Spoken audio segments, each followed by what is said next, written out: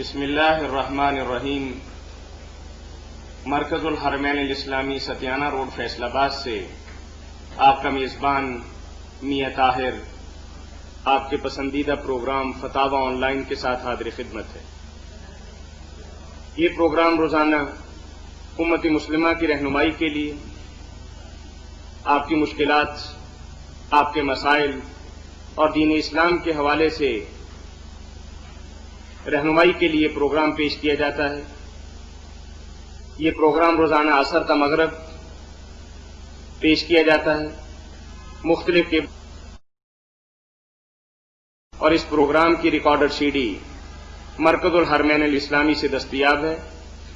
اگر آپ کو بھی کوئی دینی، معاشی، معاشرتی، کاروباری یا خاندانی مسئلہ درپیش ہو اور قرآن و سنت کی روشنی کے اندر آپ اس کا صحیح اور بروقت حل چاہتے ہیں تو ہمارا ٹول فری نمبر نوٹ کر لیجئے 08001177777۔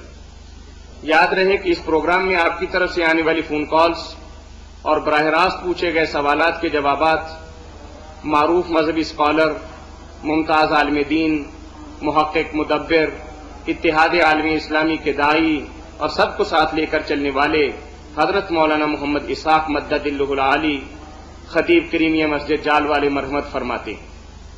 مولانا کی مسجد میں ہر جمعۃ المبارک کے روز ایک علمی مجلس مذاکرہ کا انعقاد ہوتا ہے۔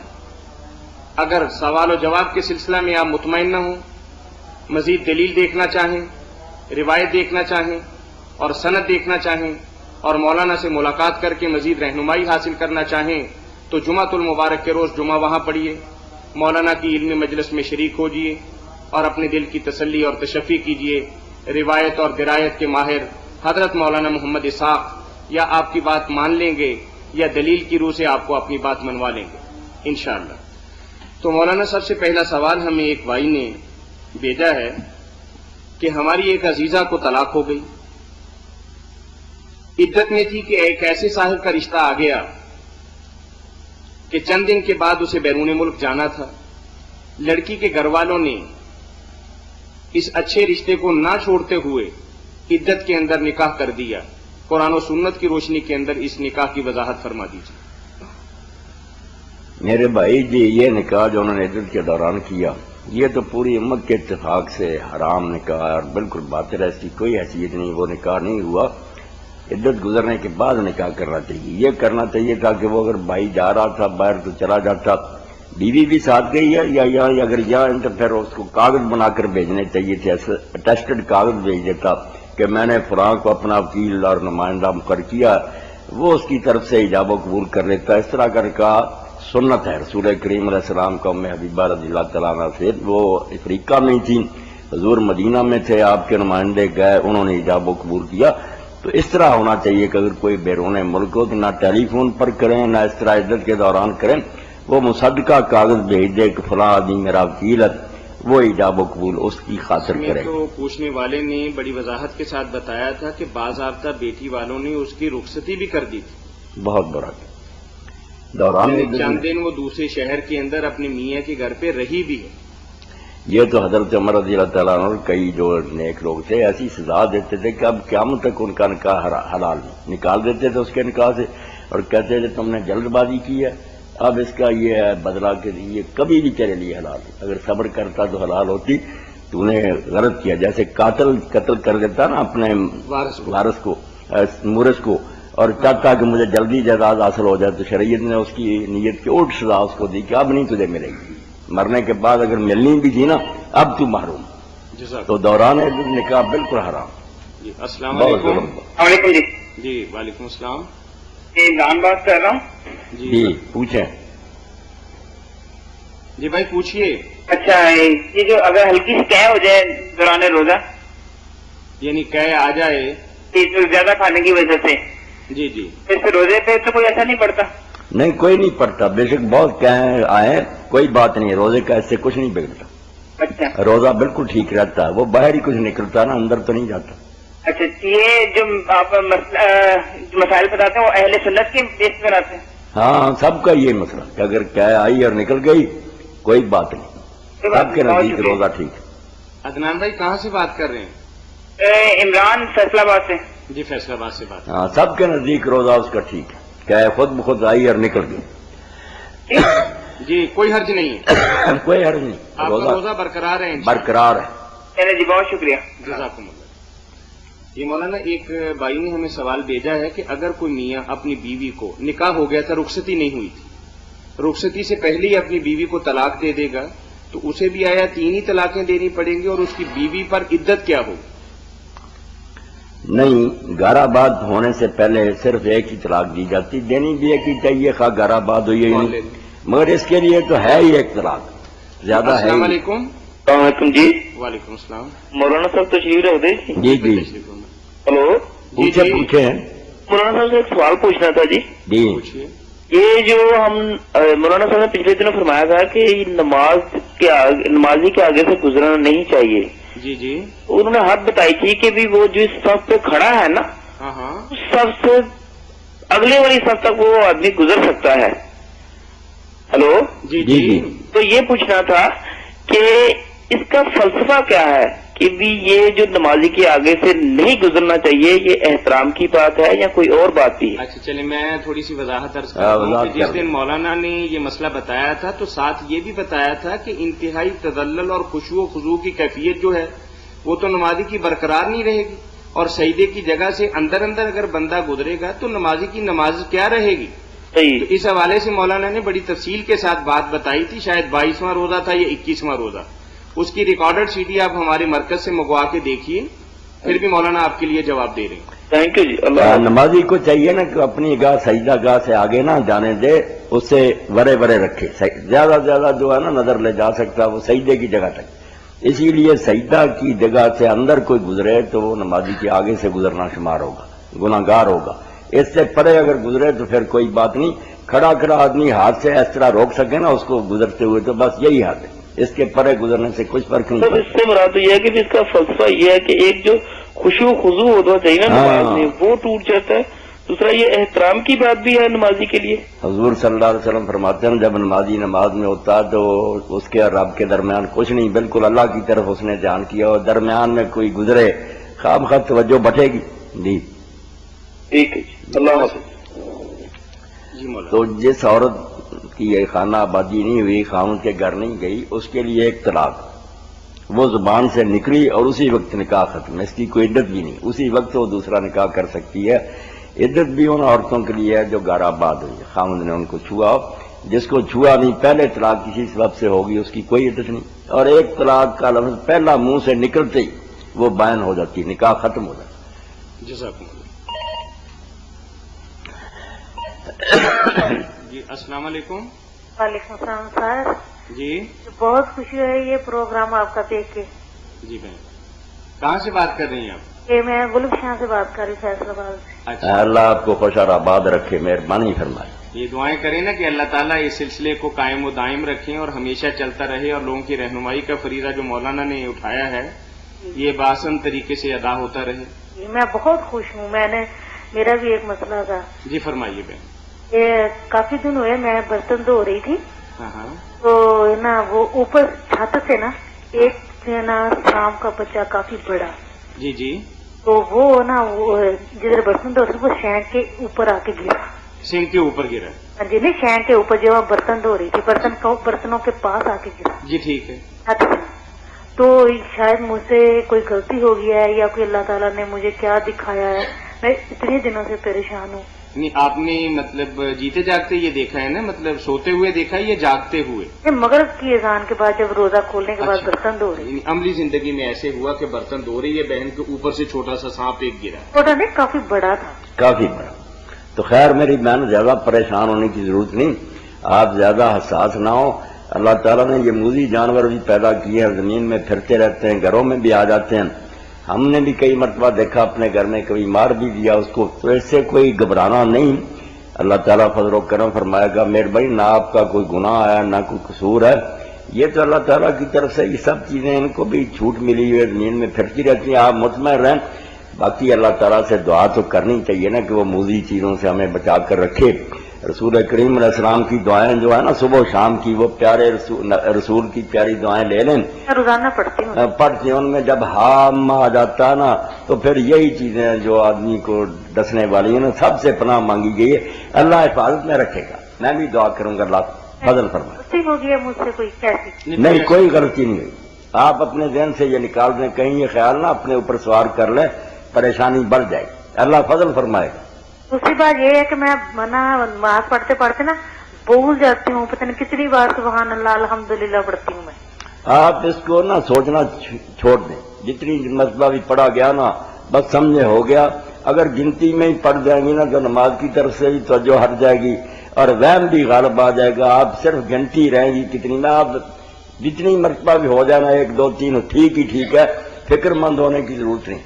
زیادہ نہ اس کی طرف دھیان دیں. بہت شکریہ جی آپ کا. اللہ آپ کو زندگی دے لمبی اور ہمارے مسئلے حل کرنے کے لیے. جزاکم اللہ. جی مولانا، ایک بھائی نے ہمیں سوال بھیجا ہے کہ بعض لوگ جی السلام علیکم. وعلیکم السلام جی. جی بھائی. بول رہا ہوں جی عفان آباد سے. جی بھائی فرمائیے. ہیلو. جی جی جی پوچھیں نا. بولیے. ہاں جی آواز آ رہی ہے جی؟ آواز آ رہی. اچھا جی، میں نے یہ ایک شعر ہے جی، اس کی ذرا شرعی حیثیت پوچھنی ہے. مولانا صاحب بیٹھے ہیں جی؟ بیٹھا ہو بیٹھا. شعر ہے قتل حسین اصل میں مرگ یزید ہے، اسلام زندہ ہوتا ہے ہر کربلا کے بعد. جی بالکل ٹھیک. اس کا جو خلاصہ ہے نا یزید اور حسین رضی اللہ تعالیٰ عنہ کو رہنے دیں. نتیجہ تو یہی ہے کہ مظلوم جو ہوتا ہے نا آخر فتح اس کی ہوتی. بظاہر وہ شکست کھا جائے، اس کو قتل کر دیا جائے. اللہ نے جو دنیا کا نظام جس اصول پر چلایا نا وہ ظالم وقتی طور پر فتح مند ہو سکتا ہے. خلق خدا کی زبانوں پر اس کی تعریف نہیں ہوتی اور مظلوم جو ہے اس سے ہمدردی ہوتی ہے. تو آدم علیہ السلام سے ہوتا آیا نا کہ آخری فتح جو ہے وہ مظلوم کی ہے. ظالم بدنام ہو کر رہتا. علماء حضرات سے سنا تھا جی کہ وہ کہتے ہیں کہ حضرت حسین پاک حق پہ نہیں تھے. نہیں، یہ بات آپ میرے خطبے یہ جانا تو وہ بہت تاریخی محنت بات کر. ہے. رمضان کے حوالے سے کوئی سوال اگر آپ کو درپیش ہو تو پوچھ لیجیے. یہ واقعہ جو ہے نا حضرت امام حسین رضی اللہ عنہ کا، اس کے بارے میں میرے بہت خطبے آپ وہ حاصل کر لیں مسجد والوں سے، وہ سنیں انشاءاللہ. ان عالم صاحب کو بھی سنائیں. غلط کہتے ہیں وہ بات. جی بڑی نوازش کی. چلیے بہت شکریہ بھائی آپ کے کال. ایک صاحب نے ہمیں جی السلام علیکم. السلام علیکم جی. وعلیکم السلام ورحمۃ. مولانا صاحب سے میرا ایک سوال ہے جی. جی فرمائیے. میرا نام طاہر ہے اور میں ایک سرکاری ادارے میں ملازم ہوں. جی بھائی. یہ آج کل مختلف بینک جو ہے نا ہاں جی. وہ ہاؤس فائنانسنگ یا کار فائنانسنگ کا وہ انہوں نے سلسلہ ہے جی ان کا. جی جی. تو اس میں یہ ہے کہ جی وہ 4,000 روپے 4 لاکھ کا مکان لے کے دیتے ہیں اور 20 سال میں وہ آپ سے تقریباً 6 لاکھ روپیہ لیتے ہیں. جی جی. مولانا صاحب سے پوچھنا تھا کہ یہ جو ایک فرق آ رہا ہے کیا یہ ربا کے سود کے زمرے میں آتا ہے؟ دوسری بات یہ ہے کہ اگر وہی پراپرٹی جو ہمیں وہ 4 لاکھ کی لے کے دیتے ہیں آج 30 سال کے بعد تو اس کی جو قیمت ہے وہ دیکھیے وہ 8 نہیں تو 10 سال ہوگی. جی جی. اس طرح سے بینک کو بھی فائدہ ہوتا ہے اور جو خریدار ہوتا ہے اس کو بھی فائدہ ہوتا ہے کیونکہ وہ اس کی استطاعت نہیں ہوتی کہ وہ خرید سکے. تو اس سلسلے میں کیا ہے جی شریعت کیا کہتی ہے؟ چلیں بھائی، بات یہ ہے کہ مولانا سے اس سلسلہ کے اندر میرا خیال ہے کہ کم از کم 1 درجن دفعہ سوال ہو چکا ہے اور مولانا نے بڑی شر و بست کے ساتھ اس کا جواب دیا ہے. بالآخر بات اسی بات پہ رکتی ہے آ کے کہ بے شک لاکھ فائدہ ہو دینے والے کو اور لینے والے کو، شریعت کی روح سے یہ حرام سود ہے. مطلب شرعی اعتبار سے یہ درست نہیں ہے. ٹھیک ہے آپ کی پراپرٹی کی قیمت 20 سال کے اندر کروڑ روپیہ بھی ہو جائے، بینک کے 10 لاکھ روپے لینے سے آپ کو کروڑ کا فائدہ ہو تب بھی یہ حرام. ٹھیک ہے. ٹھیک ہے جی. مادی نفع نہیں نہ دیکھا جاتا میرے بھائی، دیکھا تو شریعت کو دیتا ہے. بینک قرض دے کر اس کے زیادہ لیتا ہے، یہی سود ہے. اس کا نام وہ کچھ بھی رکھے. ٹھیک ہے جی بہت شکریہ. جزاکم اللہ. ایک صاحب نے ہمیں سوال بھیجا ہے کہ اگر بندہ قضائے حاجت کرتے وقت اپنی پتلون اتار کے رکھ لے اور بعد کے اندر پھر پہن لے، آیا ایسا شرعی طور پر کرنا جائز ہے؟ پہلے کال لے لیتے ہیں. جی السلام علیکم. وعلیکم السلام. جی بہن. میں قرۃ بول رہی ہوں. جی فرمائیے. میرا سوال یہ تھا کہ عورتوں کا قبرستان میں جانا جائز ہے؟ جی مولانا نے فرمایا کہ جائز. جائز. صبر کے سے کام لیں، وہاں جزا فضا نہ کرے. اور پردے کا بھی اہتمام رکھیں نا، یہ نہ ہو کہ خاص دن جو ہوتے ہیں نا عاشورہ وغیرہ وہاں مردوں کا بڑا جمگٹا ہوتا ہے، ایسے دنوں میں نہیں جانا چاہیے، کوئی ایسا موقع ڈھونڈے کہ وہاں بے پردگی بھی نہ ہو، صبر سے کام لے تو جا سکتی. یعنی عورتیں ہی جا سکتی ہیں، یہ محرم کا بھی ہونا ضروری ہے؟ نہیں، محرم کا ہونا کوئی ضروری نہیں، کسی دوسرے شہر میں جانا پھر تو ظاہر بات سفر کرنا ساتھ ہونا ہی چاہیے. جی قرۃ العین کچھ اور پوچھیں گی آپ؟ ٹی وی دیکھنا گناہ ہے کہ نہیں؟ ٹی وی پہ تو ہم بھی آ رہے ہیں، تو پھر ہم کیسے فتویٰ دیں گے کہ یہ حرام ہے؟ ٹی وی کا تو میری بہن کوئی گناہ نہیں، گناہ تو استعمال کرنے والوں کا نا. لاؤڈ سپیکر پر آواز کیا جائے تو ٹھیک ہے، اگر اس پر گندے گانے نشر کیے جائیں تو وہی حرام ہو جاتا. ٹی وی کو اگر صحیح استعمال کیا جائے، اس سے اچھی چیزیں سنی جائے تو اس مشین بیچاری کا کیا گناہ؟ گولی تو وہی ہے نا، بے شک اپنے مار لے، یہ دشمن کو مار لے، مجاہد کی گولی بھی ہے، ڈاکو کی بھی ہے. جی دیکھنا مناسب ہے بشرطے کے پروگرام اچھے ہیں. پروگرام ڈرامے تو دیکھ سکتے ہیں نا؟ جی ڈرامے تو دیکھ سکتے ہیں نا؟ اب ڈرامے کے ہے نا کہ کس طرح کا ڈرامہ ہے، یعنی لفظ ڈرامہ تو خرابی پہ بھی ہو سکتا ہے اور اچھائی پہ بھی ہو سکتا ہے. زیادہ ڈرامے برائی پڑی مجھ میں بچنا چاہیے. جی بہن بہت شکریہ آپ کا. جی پتلون اتارنے والی بات تھی. پتلون اتار کر اگر کوئی آدمی قضائے حاجت کرتا کوئی حرج نہیں. جی السلام علیکم. جی تشریف فرمائیے.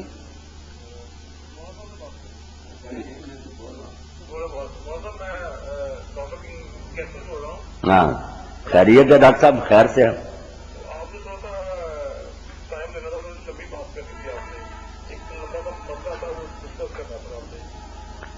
اس کے لیے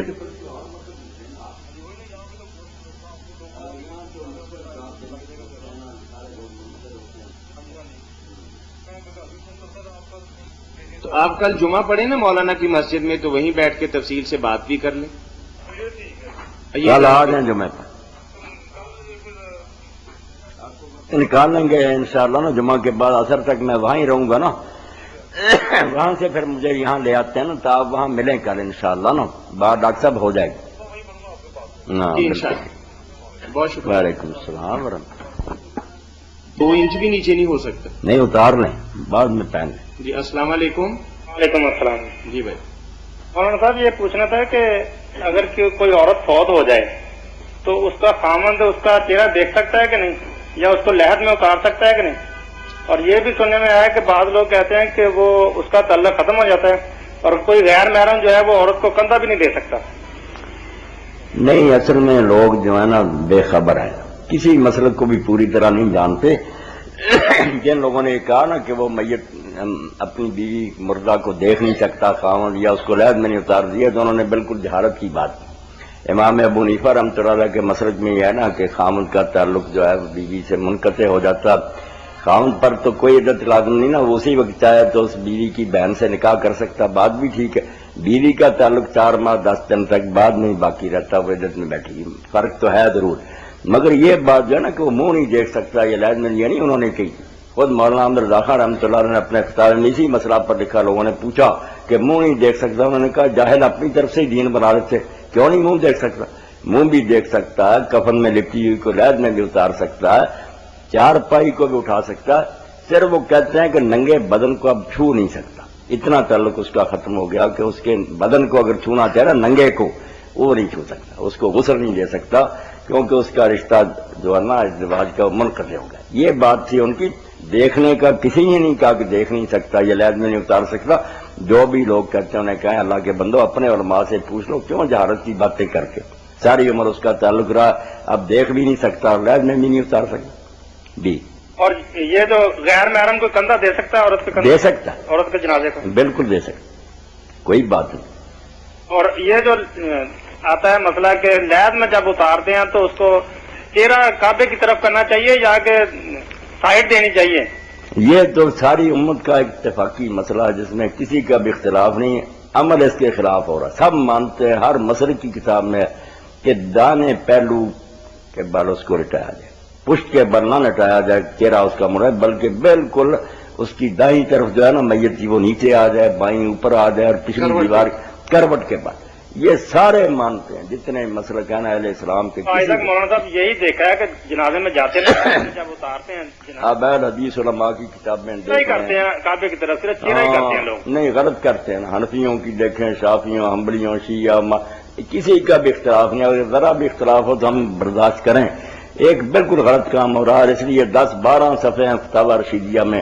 سارے علماء جو تھے رامپور، لکھنؤ، دہلی، سب کے فتاوے اکٹھے کیے کہ مردہ تو صحیح طرح دفن کرو، دائیں پہلو پلٹانا تھے. جس سے جی چاہے پوچھ لو، کتاب میں نکلوا لو.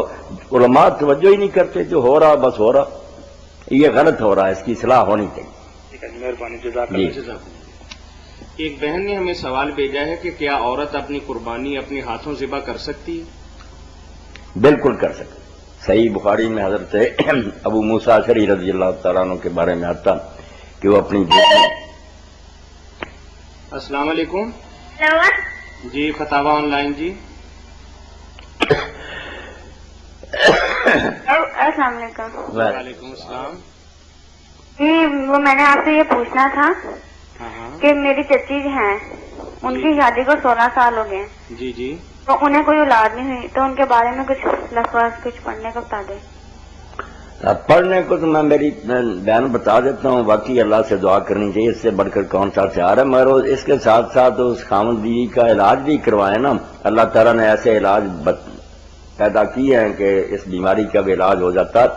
میرے بھی جاننے والے ایک حکیم صاحب ہیں، میں جانتا ہوں ان کو، دیر سے ان سے میرا تعلق، ان کے والد بھی میرے دوست تھے.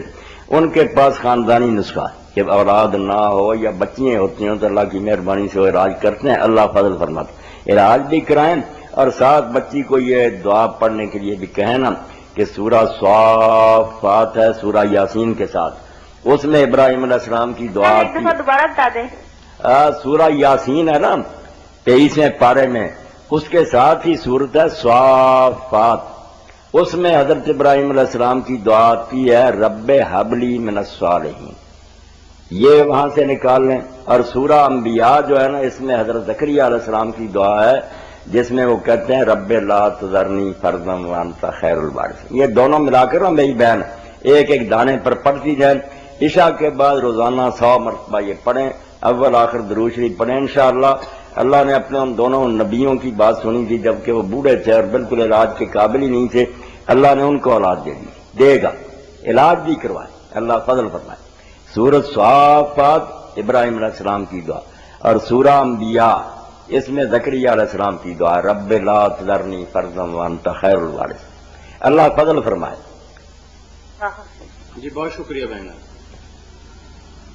جی جی مولانا فرما رہے تھے. اب قربانی کی بات ہو رہی جی کہ حضرت ابو موسیٰ اشعری رضی اللہ تعالیٰ عنہ اپنی بیٹیوں کو حکم دیتے تھے کہ اپنی قربانیاں اپنے ہاتھ سے ذبح کرو. اب جہالت کی وجہ سے ہم لوگ یہ سمجھتے ہیں کہ وہ عورت جو ہے یہ اذان دے سکتی ہے، نہ یہ ذبح کر سکتی ہے. اس کو حرام کے درجہ میں سمجھے بیٹھے. بالکل غلط. رسول کریم علیہ السلام نے مرد عورت دونوں کو اختیار دیا کہ جو ذبح کرنا جانتا وہ ذبح کر سکتا. کوئی فرق نہیں اس میں. خود رسول کریم علیہ السلام کی حیات طیبہ ایک لونڈی مال کی بکریاں چراتی تھی. دی جی السلام علیکم. ہاں سرا پہاڑ پر جہاں وہ 7 مسئلے بنی ہیں.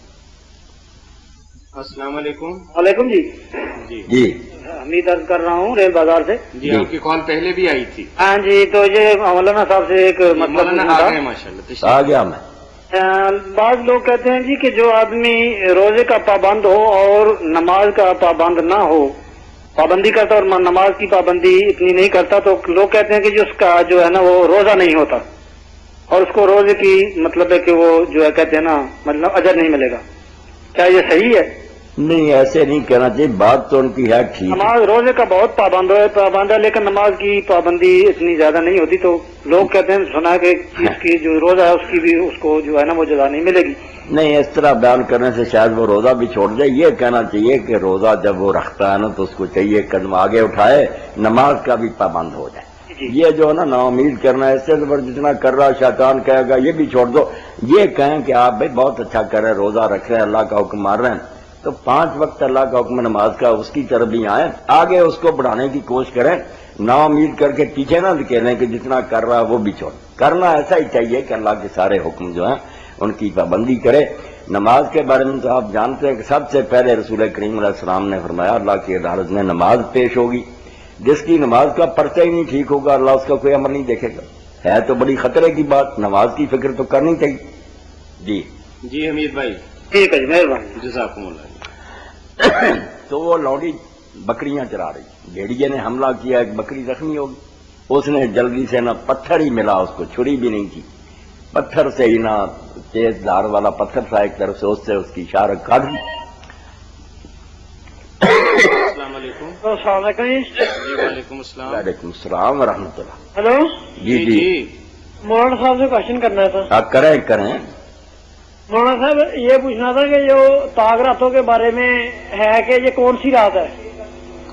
کون؟ جی جی طاق راتوں میں سے کون سی جو رات ہے لیلۃ القدر ہے؟ وہ طاق ہے، جی، جی. 27ویں ہے، 23ویں ہے یا 25ویں، 21ویں ہے؟ جی جی بھئی ہے تو طاق رات. اب اس کی تعین میں اختلاف ہو گیا کہ طاق کس کو شمار کریں. جی کچھ تو ایسے ہوگا جیسے امام ابن حزم رحمۃ اللہ علیہ فرماتے ہیں کہ اگر 29 کا مہینہ تو پھر پہلی طاق ہوگی 20. انہوں نے 20 کو لیا کہ پہلی وہ، کیونکہ آخری 10 راتیں لینی ہیں. وہ کہتے ہیں آخری 10 بنی 29 سے لے کر 20 تک. 20 پہلی، پھر 22، پھر 24، پھر 26، پھر 28 یہ بنی. اگر مہینہ ہو گیا 30 کا تو پھر جیسے عام ہی ہے کہ 21 سے شروع ہوگی، 10 پوری ہو جائیں گی. اور مولانا انور شاہ رحمۃ اللہ علیہ نے اس کے الٹ کہا کہ 10 جو ہے نا وہ انہوں نے ابو سعید خدری رضی اللہ عنہ کی روایت لی کہ صحابی رسول نے کہا اگر 30 ہوئے تو پھر 30 پہلی، 28 دوسری، 26 ادھر سے آئیں گے، اور اگر ہوئی 29 پھر ادھر سے 21 سلسلہ چلے گا. تو بات یہ ہوئی کہ ان 10 راتوں میں کوشش کر لیجیے. مولانا صاحب اس رات کی کوئی نشانی ہے کہ؟ نشانی تو جو آپ نے فرمائی اس سے کچھ طے ہوتا تو قصہ ختم نہ ہو جاتا کہ صبح سورج نکلتا، اس کی شعائیں نہیں ہوتی، اور رات جو ہے وہ صاف ہوتی ہے، نہ اس میں کوئی ستارے گرتے ہیں، نہ کوئی اور چیزیں ہوتی ہیں، روشن ہوتی ہے. مگر یہ علامتیں اتنی واضح ہوتی نا تو پھر میرے بھائی امت ایک بات پر متفق ہو جاتی، کوئی نہیں پلے پڑا کسی کے. بس یہی ہے کہ آخری 10 راتوں میں آپ تلاش کریں. یہ بات ہے کہ رات صاف ہوگی اور سورج کی روشنی مدھم ہوگی صبح. سورج کی روشنی جو ہے نا کافی دیر تک وہ تھال کی طرح ہی ہوگا، شعائیں نہیں ہوں گی. یہ چیزیں بیان تو کی ہیں آپ نے، مگر اس کے باوجود دیکھتے ہیں کبھی وہ 21 کو آپ کے زمانہ میں آئی، کبھی 23 کو ہوئی، 27 کو بھی لوگوں نے کہا. کوئی فیصلہ کن بات نہیں، اللہ نے اس کو مبہم رکھا تو لوگ کوشش کرتے رہیں، اللہ اجر دے گا. جی بہت شکریہ. انہوں نے جب حضور سے عرض کیا کہ عورت نے ذبح کیا اور ذبح بھی پتھر سے کیا، تو رسول کریم علیہ السلام نے پوچھا کہ اللہ، اس نے لڑکی نے کہا کہ آسمان میں کون ہوں؟ اس نے کہا آپ اللہ کے رسول. آپ نے فرمایا یہ مومنہ ہے. بالکل ٹھیک ہے، اس کا ذبح کیا کھاؤ. اس لیے عورت بھی ذبح کرے، کرنا جانتی ہو، اور اس سے میں بھی کوئی مشکل نہیں. میں عرض کرتا ہوں. السلام علیکم. السلام علیکم. ہیلو. السلام علیکم. جی وعلیکم السلام ورحمۃ اللہ. میں ذیشان بول رہا ہوں جی، گلبرگ سے. جی بھائی فرمائیے. میرا سوال یہ ہے جی کہ پہلی وحی 27 رمضان المبارک کو دن کے وقت نبی کریم صلی اللہ علیہ وسلم نے سنی تھی یا رات کو جی؟ یعنی غار حرا میں جو پہلی وحی آئی تھی اس کے متعلق آپ پوچھ رہے ہیں کہ کب ہوا تھا؟ وقت کیا تھا دن کا رات کا جی؟ سوال یہی. سوال آپ کا یہ کہ جب وحی کا نزول شروع ہوا تو رات کا وقت تھا یا دن کا تھا اور تاریخ کیا تھی؟ یہی سوال ہے نا میرے بھائی ذیشان. جی یہی سوال. یہی سوال. تو وقت تو قرآن مجید نے بتا دیا کہ انا انزلنا فی لیلۃ القدر، رات کا وقت تھا جب وحی نازل ہوئی. اور رات بھی رسول کریم علیہ السلام نے حدیث میں فرمایا کہ وہ 24ویں رات تھی جب مجھ پر نزول وحی ہوا. یہ حضرت واصلہ ابن اسقر رضی اللہ عنہ کی روایت ہے، بالکل ٹھیک ہے. مگر رات بدلتی رہتی ہے، رات ایک جگہ کھڑی نہیں، اب وہ آگے پیچھے ہوتی رہتی. 24ویں رات تھی. ہاں 24ویں، اس کا تو صحیح حدیث میں ذکر آتا ہے کہ وہ 24ویں رات تھی، اور اسی کا نام پھر لیلۃ القدر ہوا جی؟ نہیں، اس سال اس رات تھی نا، مگر جب بتایا گیا کہ وہ منتقل ہوتی رہتی، آگے پیچھے ہوتی. بلکہ بہت سے ایسے نیک لوگ ہیں، علماء ہیں ذیشان صاحب، جنہوں نے رمضان کے علاوہ بھی باقی مہینوں میں دیکھی، ان کو انوار اور تجلیات نظر آئے. اسی لیے امام ابو حنیفہ کہتے ہیں کوئی نہیں کہہ سکتا کہ وہ رمضان میں پورے سال میں. ابن مسعود رضی اللہ عنہ بھی کہتے ہیں سارا سال تہجد پڑھو ليلۃ القدر مل جائے گی. زیادہ امکان رمضان میں. رمضان کے بارے میں قرآن نے جو کہا وہ صرف اس سال بائی چانس اس مہینہ میں، یہ نہیں کہ اسی میں ہوتی ہے. یہ واضح بات کہیں نہیں آئی، اس لیے جھگڑا ہی ہے. ایسے 24 تاریخ 24 جو ہے نا وہ آپ نے بتائی. اس حدیث میں لمبی بات بتائی کہ تورات اس تاریخ کو اتری، زبور اس کو اترا رمضان میں، انجیل اس تاریخ کو اتری، اور مجھ پر قرآن 24 رات. جی ذیشان بھائی بہت شکریہ آپ کے کال کرنے. جی عورت کی قربانی کے اور اس کا ذبیحہ، اب ذبح کرنا بھی لوگوں کے لیے ایک مشکل مسئلہ بن گیا، مردوں کے لیے. جی السلام علیکم. جی السلام علیکم. السلام علیکم. وعلیکم السلام ورحمۃ اللہ. میں جھال سے بول رہی ہوں، مسز عرفان. جی جی میرا مولانا صاحب سے سوال ہے کہ نا عشاء کی اذان سن کے اگر نیند آ جائے، سو جائے بندہ، پھر دوبارہ آنکھ کھلتی ہے تو نماز ادا نہیں کی، تو وہ نماز قضا پڑھی جائے گی اور کس طرح پڑھی جائے گی؟ آپ اٹھے کب ہیں دوبارہ؟ جی؟ آپ کتنے بجے دوبارہ اٹھیں؟ یعنی کہ نیند پوری ہونے کے بعد 11-12 بجے 1 بجے دوبارہ آنکھ کھلی ہے تو پتہ چلا کہ نماز ادا نہیں کی، تو وہ نماز قضا ہو جائے گی؟ پھر اگر آدھی رات سے پہلے جاگ اٹھی نا آپ تو پھر تو قضا نہیں ہوئی، وہ وقت ہی ہے عشاء کا، آدھی رات تک وقت ہے عشاء کا. اور اگر بعد ہاں آدھی رات تک آپ اٹھی ہیں نا تو پر آج حساب لگا رہے نا 5 پہلے ہوگی، ہاں پھر وہ وقت پر ہی ادا ہوئی. اچھا جی. آدھی رات تک ٹھیک. پھر قضا ہو جائے 12 بجے کے بعد آنکھ کھلے، اب پھر بھی پڑھنی تو ہے نا، جی پڑھنی تو ہے، چھوڑنی تو نہیں نا. پھر قضا پڑھی جائے گی؟ ہاں ادائی، سویا رہ جائے آدمی اس کی ادائی ہے، جب بھی جاگے اس کی ادائی. جاگتا ہوا آدمی آدھی رات سے آگے نا لیٹ کرے. اچھا. جی اچھا دوسرا ایک اور میرا سوال ہے کہ کھانے پینے کا برتن ناپاک ہو جائے، اگر پلاسٹک کا برتن ہو تو کیا وہ پاک ہو جاتا ہے؟ کیا ہوا برتن کو؟ جی کانسی کا برتن تھا؟ نہیں، پلاسٹک کا برتن اگر ناپاک ہو جائے تو وہ پاک کرنے سے پاک ہو جاتا ہے؟ ایک کیا طریقہ ہے؟ مثلا نہانے کی بالٹی ہے پلاسٹک کی، جی جی وہ ناپاک ہو جاتی ہے، ہاں ہاں تو اسے پاک کرنے کا طریقہ کیا ہوگا؟ وہ پاک ہو جائے گی؟ پاک ہو جائے گی، ہر برتن پاک ہو جاتا ہے، پلاسٹک کا یا دوسرا، بس اس کو دھو دیا جائے، جو نجاست لگی اس کا اثر ظاہر ہو جائے، نہ بو باقی رہے نہ اس کا رنگ رہے، صاف ہو گیا برتن. دوبارہ جس چیز کے لیے چاہے استعمال کریں، پینے کا پانی ڈالیں نہائیں، برتن کو ضائع تو نہیں کر دینا. جی بہت شکریہ، اللہ تعالیٰ آپ کو جزا دے. ذبح کرنے میں لوگ سمجھتے ہیں کہ یہ بہت مہم ہے، اس لیے وہ بیچارے کہتے ہیں عورتیں کیا کریں، مرد بھی نہیں ذبح کرتے. نہیں، کوئی مشکل نہیں، صرف اللہ کا نام لینا چاہیے، بسم اللہ واللہ اکبر یہ کہنا چاہیے. اور یہ جو ہے نا نچلا چباڑا یہاں سے لے کر گردن جہاں جا کر دھڑ کے ساتھ لگی، اس میں جہاں جی چاہے ذبح رواوے سارے گردے تھلے اوپر وچکار، جہاں سے جی چاہے چھری پھیرنے، خون نکل جائے اور اللہ کا نام لے دیا جائے، بس یہ 2 چیزیں حلال کرتی ہیں. اگر وہ قابو میں ہے آپ شارک کاٹیں گے، آسانی سے خون نکل جائے گا. اگر وہ شکار ہے آپ کے قابو میں، پیچھے آپ بھاگ رہے ہیں یا وہ کنویں میں گر گیا نکلنی، پھر جہاں بھی پنکچر کر دینا جسم کے کسی حصے میں نیزہ برچہ مار دیں، خون نکل جائے اس کا حلال ہوگا. بس خون ناپاک نکالنا اور اللہ کا نام لینا. یہ عورت کر دے دوسرا کر دے، کوئی یہ مشکل کام نہیں، بلکہ عورتوں کو بٹیرا مرغ وغیرہ ذبح کرنے سکھانے چاہیے. جو مرغی نہیں ذبح کر سکتی، کفار سے مقابلہ اگر اللہ رحم کرے پیش آ جائے، کیا یہ جہاد کریں؟ قبلہ رخ لوٹانا بھی کوئی قبلہ رخ لوٹانا بھی کوئی ضروری نہیں، اگر لٹا لیں تو اچھا ہے، ورنہ اگر نہ بھی ہو تو ٹھیک ہے. تو ایک بھائی نے ساتھ ہی سوال بھیجا ہے کہ قربانی اگر کسائی سے کروا رہا ہے تو خود قریب کھڑے ہونا اور جانور کو ہاتھ لگانا، اس کی شرعی حیثیت کیا؟ جانور کو ہاتھ لگانے کی تو کچھ بھی حیثیت نہیں نا، یہ تو بالکل اپنی طرف سے بنائی بات.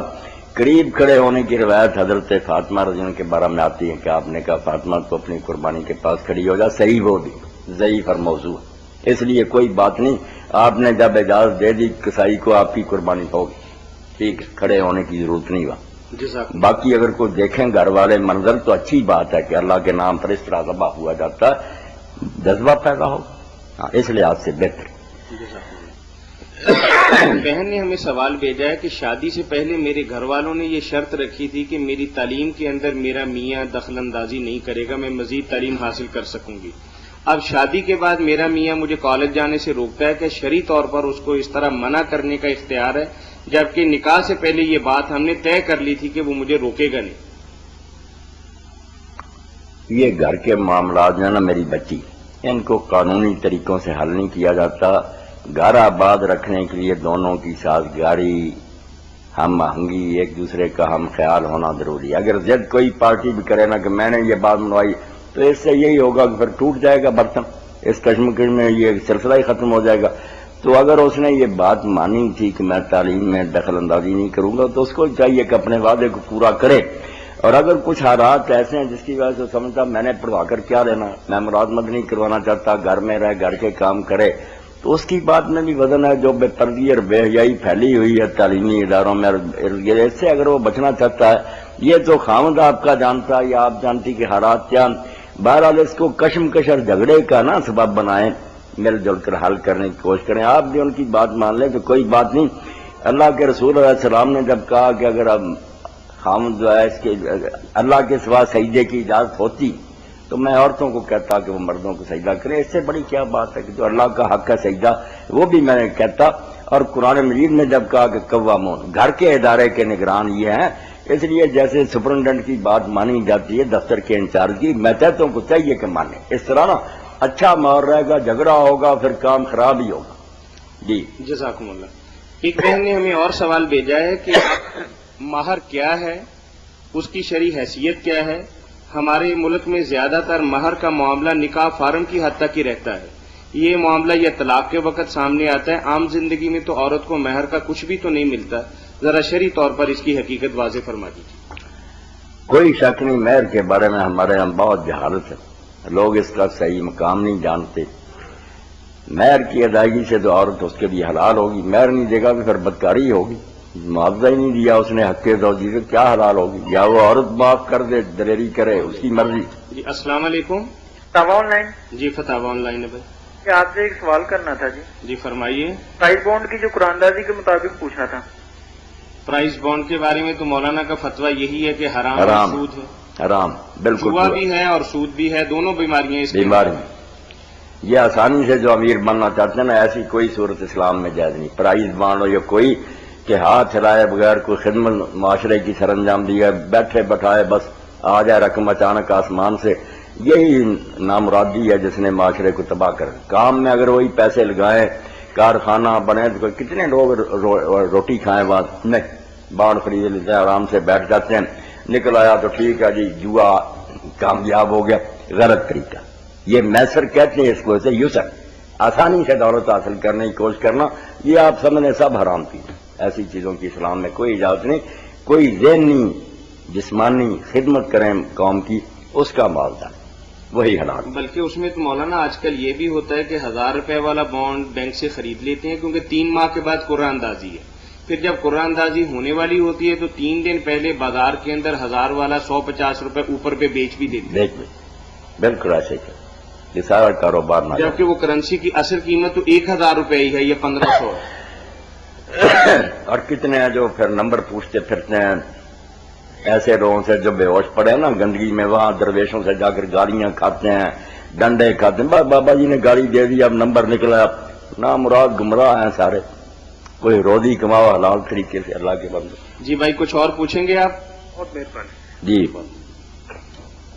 جی کیا بات ہو رہی؟ مہر کے بارے میں. مہر کے بارے میں اللہ تعالیٰ کہتے ہیں کہ ہم نے جو مردوں کو قوام بنایا نا، یہ حاکم ہے اس ادارے کے. اس کی 2 وجوہات.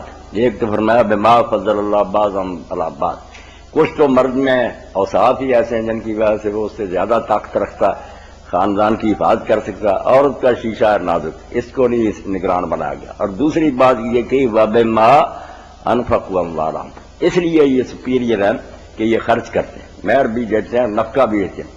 جو آدمی یہ دونوں کام نہ کرے، نہ مہر ہی دیا نہ خرچہ ہی دے رہا، اس کو خامد رہنے کا کیا حق ہے؟ خامد کا تو اس کو حق ہی اس لیے ہوا تھا کہ اس نے مہر بھی ادا کیا، نفقہ بھی دے رہا. اس لیے رسول کریم علیہ السلام نے اس بارے میں بہت واضح ہدایات دی ہیں کہ یہ ضرور ادا کرو. قرآن نے زور دیا. کوئی خامد بیوی سے معاف کرا تو میں سمجھتا ہوں خامد کے لیے یہی ڈوب مرنے کی بات ہے کہ خامد ہوتے ہوئے سربراہ ہوتے منتیں کر رہا معافی دے. اس لیے کئی علماء نے جو بات کی وہ بالکل معقول ہے کہ یہ رسم و رواج کے طور پر جو معاف کر دیتی نا، اگر بعد میں بھی کبھی زندگی میں کہہ دے تو دینا پڑے گا، وہ معافی غلط سمجھی جائے گی تو دیں۔ قرآن پاک نے تو ایک جگہ کیا وَلَا تَنْسَفُوا الْفَضْلَ بَيْنَكُمْ، اللہ نے تمہیں اونچا بنایا، اس بات کو نہ بھولو، تم زیادہ دو، اگر طلاق بھی ہوگی یا مہر دینا 1000 مقررہ 10,000 دو، شاباش دکھاؤ کہ میں مرد ہوں، تم کمینے بنتے ہو، معافیاں لیتے پھرتے ہو۔ انتہا درجے کی یہ سامنے ذلت اور رسوائی ہے کہ آدمی معاف کراتا پھرے، مہر کی حد کوئی مقرر نہیں، کنتار بھی اللہ نے کہا کہ سونے کا ڈھیر بھی آدمی دے سکتا جتنی اس کی حیثیت ہے، اور اگر غریب آدمی ہے تو وہ اس پر بھی نکاح کر سکتا ہے کہ بھائی میں اتنی صورتیں تجھے پڑھا دوں گا، جس صحابی کے پاس کچھ نہیں تھا اس پر ہی نکاح اس کا کر، نہ کم کی کوئی حد ہے نہ زیادہ کی کوئی حد ہے، دونوں فریق اپنی مرضی سے، مگر ہونا وہی چاہیے جو آسانی سے ادا ہو سکے، صرف کاغذوں میں نہ لکھا رہے، وہ دیا جا سکتا، اور بہتر یہ ہے کہ وہ فوراً دے دے، اسی وقت نکاح کے موقع پر نا مولوی صاحب وصول کر کے اس بچی کو پہنچا دیں، اور کوئی یہ نہ کرے کہ وارث لے جاتے ہیں ہاتھ لگوا کر لے آتے ہیں کہ بچی نے معاف کر دیا۔ اللہ کے بندو شرم کرو، پہلے ہی 150 دے رہے ہیں وہ بھی معاف کرا رہے، اس رسم کو بالکل ختم ہونا چاہیے، کوئی معاف نہ کرائے اور نہ وہ خامد واپس لے، وہ کہا میں نے دے دیا بس اس کو جو میں نہیں دینا، اس رواج کو مٹانا چاہیے۔ خواتین کو بھی شرعی پتہ کے بارے میں کو بہت زیادہ اویئرنیس بھی نہیں ہے، نہیں مطالبہ کہ یہ ہمارا حق ہے، حق بالکل، یہ احسان نہیں ان پر حق، اس کے بغیر وہ ان کے لیے حلال ہی نہیں اگر نہیں دیں گے۔ یعنی 50% شادیاں تو ایسی ہوں گی کہ مولانا کہ بیٹیوں کو پتہ بھی نہیں کہ میرا مہر کتنا مقرر ہوا، مہر مقرر ہونا چاہیے، اس کو بتانا چاہیے، اس سے منظوری لینی چاہیے، وہاں بیٹھے بیٹھے ہی نہیں کیا کر دینا چاہیے، اس کو جا کر بتانا چاہیے کہ یہ مہر ہے، اس لڑکے کے ساتھ تیرا نکاح اور اب تو راضی ہے، باقاعدہ اجازت لے کر آئے، یعنی عورت سے اجازت لینی چاہیے، اجازت 5 تولے یا 10 تولے یا 10,000 یہ بھی طے کیا ہے، اس کے بغیر تو طاہر صاحب ایجاب ہی نہیں ہوا۔ مولانا پوچھتا کون ہے آج؟ قبول کی نوبت تو بعد میں آئے گی نا کہ وہ کہے گا میں قبول کرتا ہوں، اگر بھائی یہ ایجاب کہا کہاں جائے کہ 99% نہیں بلکہ 100% ایسا ہے کہ کبھی بیٹی سے نہیں پوچھا گیا یہ کہ سارا تیرا 10,000 روپے مہر مقرر ہوا ہے تو آیا قبول کرتی ہے یا کیا بات؟ یہ ساری غلط باتیں، کچھ لوگ ایسے جائل کہہ دیتے ہیں وہ لڑکی کو پتہ ہی ہے، یہ پتہ تو لڑکے کو بھی پھر ویسے ہی رخصت کر دو، پھر اس رسم کی کیا ضرورت ہے؟ نہیں، السلام علیکم، اس وقت پوچھنا چاہیے۔ جی آن لائن جی میں سر عمران بات کر رہا ہوں سوتر منڈی سے سر۔ جی سر پوچھنا تھا جی کہ میں نے کچھ پیسے جمع کیے تھے جی ایک مسجد میں گیزر لگوانے کے لیے اپنے محلے میں جی تو بعد میں مجھے پتا چلا جی کہ وہاں پہ گیزر آلریڈی جو ہے نا وہ لگا ہوا ہے جی ماشاء اللہ، تو اب وہ میرے پاس پیسے جمع ہیں، مجھے دوسرے محلے والے کہہ رہے ہیں جی کہ ہماری مسجد میں لگوا دیں سر، تو پوچھنا یہ تھا کہ اگر میں اس مسجد میں لگوا دوں تو اس سے کچھ فرق تو نہیں پڑے گا؟ نہیں میرے بھائی کوئی فرق نہیں پڑے گا، آپ گیزر لگوانا چاہتے تھے اس مسجد میں مگر وہ یہاں پہلے ہی لگا ہوا تو بالکل آپ کو اجر اس مسجد میں لگوانے کا بھی مل گیا، اب دوسری مسجد والے جو کہہ رہے ہیں ان کے ہاں نہیں تو لگوا دیں، آپ کو باؤنڈ نہیں ہوگا کہ صرف اس مسجد میں نہیں لگوائیں، دوسری مسجد میں ضرورت ہے آپ لگوا دیں۔ جی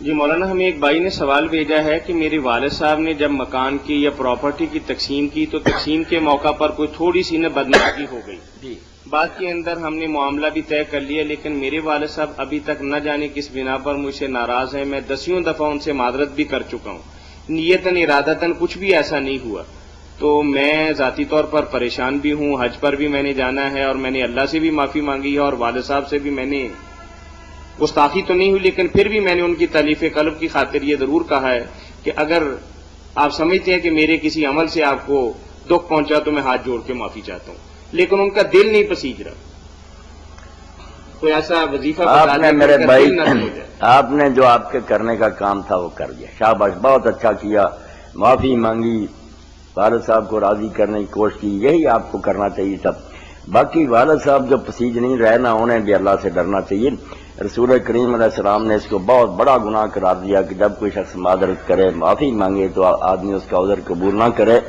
تو اللہ بھی پھر ناراض ہو کر کہتا کہ جب میرے حضور پیش ہوگا نا تو جن باتوں سے تو توڑ رہا نا اس سے میں توڑوں گا، میں بھی پھر تو معافی مانگے گا معاف نہیں کروں گا، اگر تو عذر قبول نہیں کرتا میں بھی نہیں کروں گا، اور ذرا دیکھیں کہ عذر بھی کیسا قبول کیا کہ مصطفیٰ ابن اساسہ بدری صحابی تھے مگر بہت بڑی غلطی میں مبتلا ہو گیا، صدیق اکبر جنہوں کے بالکل قریبی تھے، ان کے سارے خاندان کا خرچہ آپ نے برداشت کیا ہوتا، خالہ کی بیٹی تھی ان کی ماں مصطفیٰ کی، مگر اس نے حضرت عائشہ رضی اللہ عنہا کے بہتان میں سب سے بڑھ کر حصہ لیا. حضرت ابو بکر رضی اللہ عنہ جب برات کی آیتیں اتری اتنے ناراض ہوئے کہ انہوں نے قسم کھا دی کہ اب انہیں ایک ٹیڈی نہیں دوں گا, رشتہ داری کا لحاظ نہیں کیا, خرچ سارا میں دیتا ہوں, ان نمک حراموں کو میں نے کچھ نور میں دیکھیں. اللہ کس طرح لوگوں کے دل پسیجتا, اگر نہیں یہ والد صاحب مانیں گے تو وہی ہوگا نا. پھر اللہ تعالیٰ نے کہا لا تحبون ان یغفر اللہ لکم, کیا تم یہ نہیں چاہتے کہ اللہ تمہارے گناہ معاف کرے؟ اس طرح ڈانٹ کر پوچھا, اگر چاہتے ہو تو معاف کر دو جنہوں نے قصور کیا, ورنہ پھر یاد رکھو مجھ سے بھی معافی نہ مانگنا, نہ میں نے معاف کرنا. حضرت صدیق نے اسی وقت سن کر کہا توبہ توبہ توبہ, ہم اللہ سے اپنے گناہوں کی معافی کرتے ہیں, ہم سے تو دن رات قصور. اسی وقت قسم کا کفارہ دیا, ان کا خرچہ بحال کیا. تو میں والد صاحب سے یہ التجا کروں گا کہ آپ کے بیٹا جا رہے ہیں حج پر, آپ ان کا حج بھی خراب نہ کریں, ان کا تو شاید اللہ قبول ہی کر لے, انہوں نے معافی مانگ لی, مگر آپ قصوروار ہوں گے. بیٹے کو راضی کر کے رخصت کریں, دعائیں کریں, خوش ہو جائیں, زندگی بھی خوشی سے گزرے گی, اللہ بھی راضی ہوگا. رنج کو اتنا نہیں بڑھانا چاہیے. اس نے برخورداری کا مظاہرہ کیا, معافی مانگی, ہاتھ جوڑے, اور کیا بیچارہ کر. والد صاحب پر کوئی آیات پڑھ کے بھی پھونکی جا سکتی ہیں کہ والد صاحب کے لیے آپ یا لطیف ہو نا, صبح و شام 100 مرتبہ پڑھا کر درود شریف اول آخر نا, اور صبح بھی اور شام یا لطیف ہو. اللہ تعالیٰ لطف کرے, ان کے دل کو نرم کرے. جزاک اللہ. ہمارے بھائی ڈاکٹر نذیر احمد صاحب نے گلبہار کالونی سے ہمیں سوال بھیجا ہے کہ اگر میاں بیوی دونوں حج پر جا رہے ہوں تو قرآن و سنت کی روشنی میں ان کی رہنمائی فرما دیجیے, ساتھ یہ بھی فرما دیجیے کہ ان کو وہاں جا کے کتنی قربانیاں کرنی واجب ہوں گی. اللہ تعالیٰ دونوں کا حج مبارک فرمائے, خیریت سے سفر طے کرائے, اور توفیق دے صحیح مناسک ادا کرنے کی قبول کرے. قربانیاں تو دونوں نے اپنی اپنی الگ الگ دینی, خاوند بھی قربانی کرے گا, بیوی کی طرف سے بھی قربانی ہوگی, دونوں پر قربانی جو ہے نا الگ الگ ہی لازم ہے. باقی یہی ہے کہ جب جائیں گے راستے سے تو احرام جو ہے نا عمرے کا باندھیں گے. یہاں سے ہم لوگ جاتے ہیں نا عمرہ کا احرام باندھتے ہیں, جا کر عمرہ کرتے ہیں, احرام کھل جاتا ہے, پھر اسی لباس میں بیٹھتے ہیں, رہتے ہیں, کھائیں پیئیں جو جی چاہے, ہر قسم کی پابندی ختم ہے, سب آزادیاں ہیں. جب پھر 8 تاریخ آئے گی ذی الحج کی, پھر وہاں سے مکہ سے احرام باندھیں گے حج کا, مینا عرفات مزدلفہ جائیں گے, پھر قربانی کے دن جب کنکریاں مار لیں گے ایک بڑی برجی کو, جمرۃ العقبہ کو, تو پھر بھی احرام کھل جائے گا اور پابندیاں ختم ہو جائے گی. تو حج کا طریقہ تو کتابوں میں لکھا ہوا, میرا بھی چھوٹا سا رسالہ وہ بھی آپ ضرور لے لیں, حج مسنون, مختصر اور صحیح حج جو سنت سے ثابت ہے وہ میں نے اس میں بیان کر دیا, اور ساتھ ساتھ کچھ ایسی باتیں بھی لکھی ہیں کہ آدمی کو وہاں جا کر کچھ محسوس بھی ہو کہ میں کہاں آیا ہوں, کون سی جگہ. اس رسالے کو ضرور آپ نہ جانے سے پہلے پڑھ لیں, بلکہ اپنے ساتھ رکھیں. ڈاکٹر صاحب کی ایک رائے ہے جو آپ تک اس پروگرام کے ذریعے میں پہنچانا چاہتا ہوں. تو ڈاکٹر صاحب کہہ رہے ہیں کہ مردوں اور عورتوں کے لیے, خاص طور پر جو لوگ حج کے لیے جا رہے ہوں, ان کے لیے کوئی تربیت کا نا انتظام ہونا چاہیے کہ جانے سے پہلے کوئی بریفنگ لے لیں, کوئی مسئلے مسائل کے سلسلہ میں آپ سے رہنمائی لے لیں, مرد و عورت دونوں. یہ بہت اچھی چیز ہے, اگر اس کا کوئی اہتمام ہو سکے تو کرنا چاہیے. ان کو دعوت دیں, اکٹھے ہو جائیں, جو ان کے ذہنوں میں سوال ہیں وہ بھی کر لیں, طریقہ بھی مختصر سمجھ لیں. بڑی اچھی بات طاہر صاحب ہوگی اگر ایسا ہو جائے تو ہمارے لیے بھی بہت اچھی بات ہے, انہیں بھی انشاءاللہ فائدہ ہوگا. جی انشاءاللہ. مولانا ایک بہن نے ہمیں سوال بھیجا ہے کہ میرا میاں عرصہ دراز سے بیرون ملک رہتا ہے اور ہر 2-4 مہینے کے بعد کہتا ہے کہ میں عنقریب واپس آ رہا ہوں, اور اس عمل کو 12 سال ہو گئے. تو اب میرے لیے خرچہ بھی بھجواتا ہے, میری اپنی بھی کچھ ضروریات ایسی ہیں جو اللہ تعالیٰ نے ہر انسان کے ساتھ رکھی ہوئی ہیں, تو کیا میں اپنے اس میاں سے خلا لینے میں حق بجانب ہوں؟ آپ خلا لینے میں بالکل حق بجانب ہے, بلکہ میں تو سمجھتا ہوں آپ پر لازم ہے کہ فوراً خلا لیں. صرف حق بجانب نہیں, لینا چاہیے. ایسے خاوند سے رشتے کا کیا فائدہ؟ کل معلقہ قرآن نے کہا جو اس طرح چھوڑ دیں لٹکی ہوئی کہ نہ بیوہ نہ شادی شدہ, کیا فائدہ ایسے نکاح کا؟ تو اس سے جان چھڑانی چاہیے. نکاح سے جو اصل غرض ہے قدر پاک دامنی, اگر اس کو ہی خطرہ لائق ہو جائے, شیطان ہر ایک کے ساتھ ہے, اگر برا خیال آ جائے تباہ ہو جائے گا. آپ سے تھوڑی اور رہنمائی لیتے ہیں. السلام علیکم. السلام علیکم. جی وعلیکم السلام ورحمۃ اللہ. جی میں نے سوال یہ پوچھنا تھا کہ جیسے گھر میں بچے چھوٹے ہوں فرض کریں تو کوئی نہیں ہوتا ادھر میرے پاس, بچے چھوٹے چھوٹے ہیں, صرف فرائض کی ادائیگی کر سکتی ہوں اگر وطر نفل وغیرہ نوافل وغیرہ نہ بھی پڑھ سکوں تو صرف فرض ادا کیے جا سکتے, پوری نماز نہ پڑھ سکوں تو؟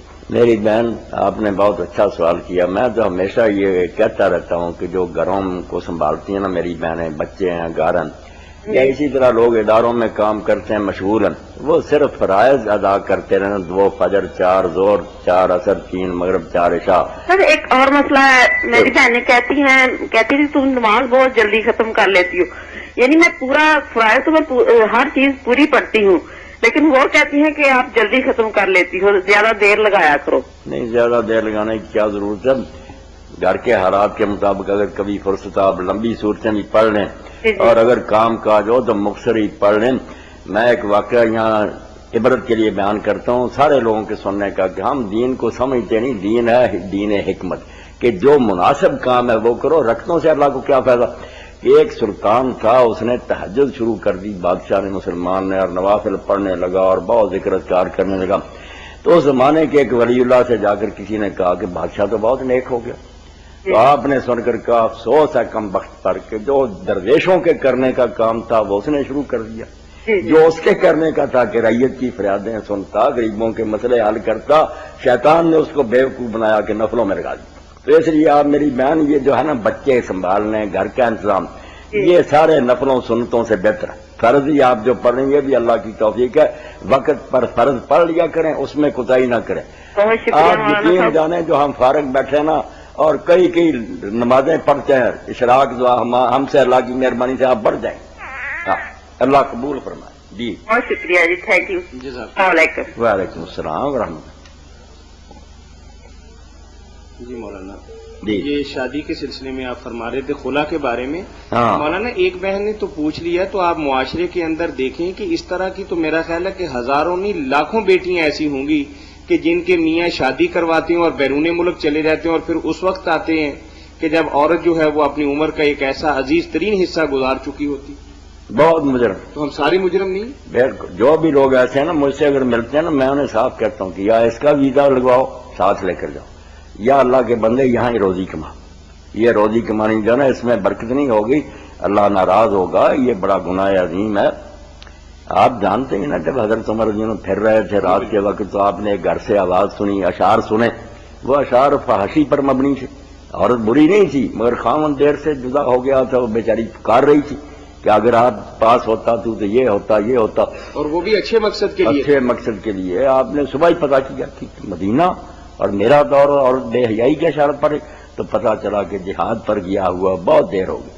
تو آپ نے اسی وقت حکم جاری کیا کہ کوئی ملازم جو 4 مہینے سے زیادہ گھر سے غیر حاضر نہ رہے. ایسا بناؤ روٹین کہ 4 مہینے کے اندر اندر ضرور گھر آئے. کیوں بچیوں کا صبر آزماتے ہو؟ تو ظالم ہیں لوگ, دین کو نہیں سمجھتے. انہوں نے تماشا بنا رکھا کہ لوگوں کی بچیاں جو ان کو قید کر کے پھر آپ ایش کرتے پھرتے. وہاں بھی تھوڑے ہیں جو پاک دام رہتے. میرے ایک دوست ہے, میں کیا عرض کروں, وہاں جا کر بگڑ گیا. اتنا نمازی تھا, دیندار تھا, برباد ہو گیا. اب وہ بیوی بیچاری کو کہتا قبول کرنا کرو ورنہ رخصت, وہاں پھنس گیا. تو صحیح طریقہ یہی ہے, پاک دامنی کی فکر کرو. زنا جو ہے شرک کے بعد سب سے بڑا جرم ہے, اس میں پھنس گیا سب برباد ہو گیا. جی جزاکم اللہ. ایک بہن نے ہمیں سوال بھیجا کہ منگنی جو ایک عام رواج ہے اس کی شرعی حیثیت کیا ہے, اور منگنی کے لیے کوئی زیادہ سے زیادہ حد بھی مقرر کی جا سکتی ہے کہ کتنے عرصہ تک برقرار رہ سکتی ہے؟ منگنی تو شرعی طریقہ ہے, خطبہ کہتے ہیں عربی زبان میں. ایک خطبہ پڑھتے ہیں پیش, وہ خطبہ ہوتا ہے جو ہم لیکچر دیتے ہیں, ایک خطبہ, یہ منگنی کو کہتے ہیں. بالکل ٹھیک ہے یہ, مگر ایک تو یہ منگنی کے موقع پر جو بے شمار بسیں بھر کر آنی شروع ہو گئیں, یہ تباہی ہو گئی کہ شادی سے بھی بڑھ گیا معاملہ, مرد عورتیں آ رہے ہیں, کھانے ہو رہے ہیں. یہ غلط بات ہے. منگنی تو وہی تھی جو پرانا طریقہ تھا, بزرگوں کا وعدہ ہو گیا, بس یہ بچی دے دی آپ کو, بات ختم ہوئی. کوئی تھوڑا بہت 10 روپے اس کے ہاتھ پر رکھ دیے نشانی. یہ جو سلسلہ ہے ایک تو یہ غلط. دوسرا یہ جو ہے نا کہ منگنی کر دینا اور پھر اتنا اس کو لٹکانا کہ کئی سال گزر جانا, اس سے بھی معاملہ خراب ہوتا. پہلے تو بچہ بچی جو ان کے ذہن میں کوئی بات نہیں ہوتی, جب نسبت طے ہو جاتی ہے, ان کا رجحان ایک دوسرے کی طرف ہو جاتا. آپ کیوں انہیں نفسیاتی مریض بنانا چاہتے ہیں؟ ان کی جلدی شادی کریں, اور شادی کے بعد رخصتی میں بھی دیر نہ پھر لگائے, جلدی رخصت کرنا. صحیح بات تو یہ. جزاکم اللہ. مولانا آپ سے آخری سوال یہ ہے کہ کیا کوئی والد اپنی بیٹی کو کسی سیاسی یا کاروباری یا سیاسی مجبوری کی بنا پر کسی ایسی جگہ شادی کے لیے مجبور کر سکتا ہے کہ جہاں بیٹی راضی نہ ہو؟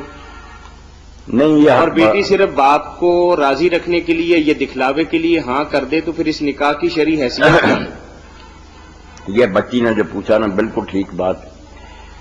باپ کی خدمت، اس کا احترام سب ٹھیک ہے، مگر یہ حق اس کو نہیں اللہ نے دیا کہ وہ بچی کی مرضی کے بغیر کہیں شادی کرے. یہ اختیار اس کے پاس نہیں ہے. اگر کرے گا غلط ہے، وہ نکاح کو ختم کر سکتی ہے. رسول کریم علیہ السلام کی خدمت میں عورت پیش ہوئی کہ میرے والد نے اپنے بھتیجے سے میرا نکاح کر دیا، میرے چچا کا بیٹا، اس کو کسی نے نہیں جانی تھی، مجھے اس کے گلے مل دیا. آپ بتائیں، میں نہیں راضی. آپ نے فرمایا تجھے حق حاصل ہے، رکھنا اس نکاح کو رکھ، ورنہ اعلان کر دے کہ میں نہیں اس کو رکھ. اس نے پھر نیک بچی جی کا جو میرے والد نے کر دیا میں اس کو منظور کرتی ہوں، مگر یہ مسئلہ میں نے صرف اس لیے پوچھا تھا کہ باپوں کو پتہ چل جائے کہ بچیوں کی مرضی کے بغیر یہ نہیں کر سکتے. آئندہ یہ بچ جائیں.